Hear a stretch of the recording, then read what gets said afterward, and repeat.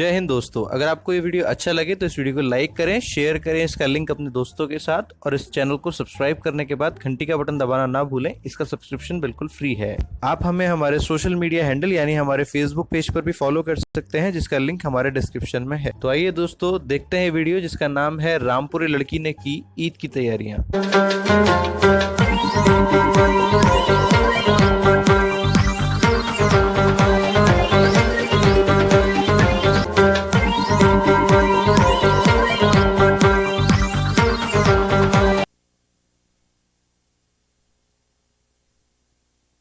अब्बू सलामकुम। अल्लाह मुझे ख़रीदारी करा दो। बकरा ईद की सर पे आ गई है। ना मेरा दुपट्टा गया है पीको होने के लिए, ना मेरा सूट सिल के आए आए। कब से कह रही हूँ, रोज़ आप मेरी बातों को बीड़ी के धुएं में उड़ा देते हैं, मेरी बात नहीं सुनते हैं। मैं कितने भी कहती हूँ तो आपसे। वालेकुम सलाम गुड़िया। देखो तो मुझे गाली बक दे मगर बीड़ी को कुछ मत कहियो मेरी। शाम को हिसाब करेगा दुकानदार मेरा, तो शाम को लिए आइयो जाके अम्मी के साथ। सही है क्या? मगर अम्मी सारे पैसे अपने ऊपर उड़ा देती हैं।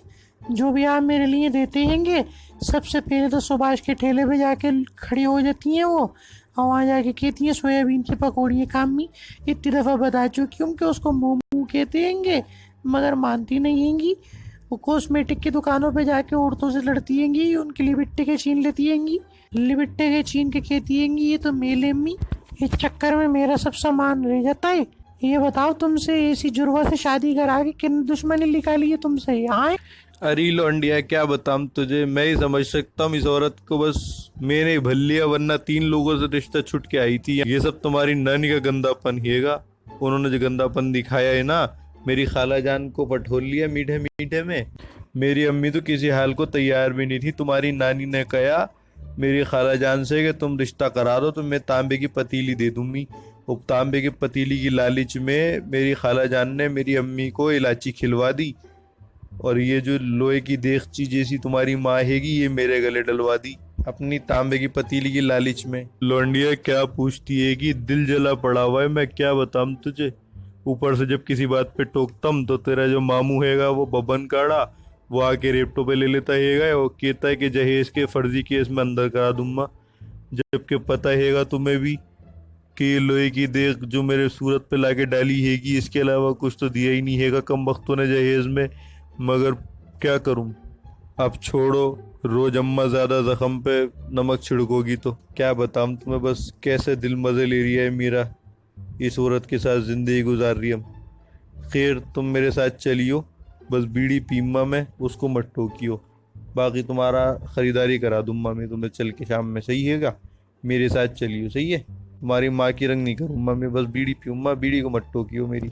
नाजिम का एक एक्स्ट्रा मंडल तो रहता ही हैगा मेरे पास, पूरा फूक दूंगा। तुम आराम से शॉपिंग करती रहियो। अब्बू बहुत ही बड़े वाले हो। हाँ ले चलो, मैं चाय बना के लाती हूँ आपके लिए। सही है? आप ज़रा मोहल्ले में देखिए क्या चल रही है, ज़रा आसपास क्या चल रही है देख के आओ। किस किस के यहाँ पे बकरा आया, कौन कौन क्या क्या कर रही है। हाँ पारी, मैं ज़रा देख के आता हूँ क्या क्या चल रही है। बहुत दिन से निकला भी नहीं हूँ, घर में बैठा हुआ हूँ, बस बीड़ी पी पी के मैं भी बोर हो। तुम इतने चाय बनाओ, मैं आ रही हूँ अभी। सही है? इस मिस कॉल मार दियो चाय बना के मुझे। A few moments later. अरे हाजी जी, माशाल्लाह बकरा बड़ा कर्रा लग रही है। कितने का येगा? अरे साहब, बादाम और किशमिश दूध में भिगो कर खिलाता हूँ, पूरे 1.5 लाख का है। अरे हाजी जी, दिखावा करने के लिए लाए हो या कुर्बानी करने के लिए अल्लाह के नाम पे बकरा? जो 1.5 लाख का ढिंडोरा पीट रहे होगे तुम आए। तुम्हें पता है ये जो छुट्टन रहता हैगा तुम्हारे घर के करीब में, 3 दिन से फागे में हैगा, ये इसकी नौकरी चली गई है। समझ में आ रही है नहीं आ रही है आपकी?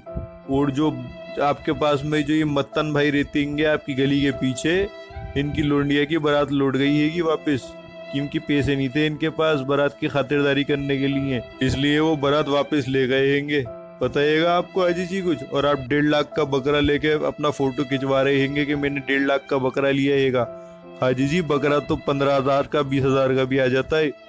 बाकी जो आप पैसा अपना दिखावे के लिए खर्च कर रहे हैंगे, वो पैसा अगर आप किसी गरीब के लिए लगा दें तो अल्लाह आपको यहाँ भी अजर देगा, वहाँ पे भी अजर देगा आखिरत में। भाई साहब, आप बिल्कुल सही फरमा रहे हैं। बहुत शर्मिंदा हूँ मैं अपनी हरकत कि मुझे अपने पैसे फालतू खर्च ना करके किसी गरीब की मदद करनी चाहिए थी, और मैंने ये बहुत गलत काम की। और मैं आगे से कोशिश करूँगा कि इस तरह की हरकत दोबारा ना करूँ। तो दोस्तों, हाजी जी को अपनी गलती का एहसास हो गया है, लेकिन आपको कब होगा?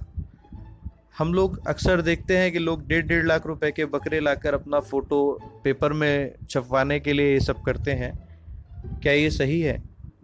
हमें अपने आसपास देखना चाहिए कि जो ज़रूरतमंद लोग हैं, हमारा बकरा जो है वो 15-20 हज़ार, 25 हज़ार, 30 हज़ार का भी आ सकता है, और बाकी के बचे 1,20,000 जो हम दूसरों को अपनी शो ऑफ करने के लिए करते हैं, जैसे कि 1,20,000 या 1,30,000 हम एक्स्ट्रा देते हैं सिर्फ शो ऑफ के लिए, तो उसको हम किसी ज़रूरतमंद को दे सकते हैं जिन्हें मदद की ज़रूरत है। कोई भी त्यौहार, रमज़ान, ईद, दिवाली हम इसलिए मनाते हैं जिससे सीख लेकर हम उसी तरह पूरा साल लोगों की मदद करें। तो दोस्तों, आज से ये फ़ैसला करें कि शो ऑफ में जो पैसा लगता है उसके बजाय उन लोगों की मदद की जाए जिनको इसकी सख्त ज़रूरत है। किसी भी त्यौहार की असली खुशी उस बात में है कि अगर आप खुश हैं तो आपका पड़ोसी भी खुश रहे। इसी के साथ आप सभी को ईद उल अज़हा यानी बकरीद की बहुत बहुत मुबारकबाद।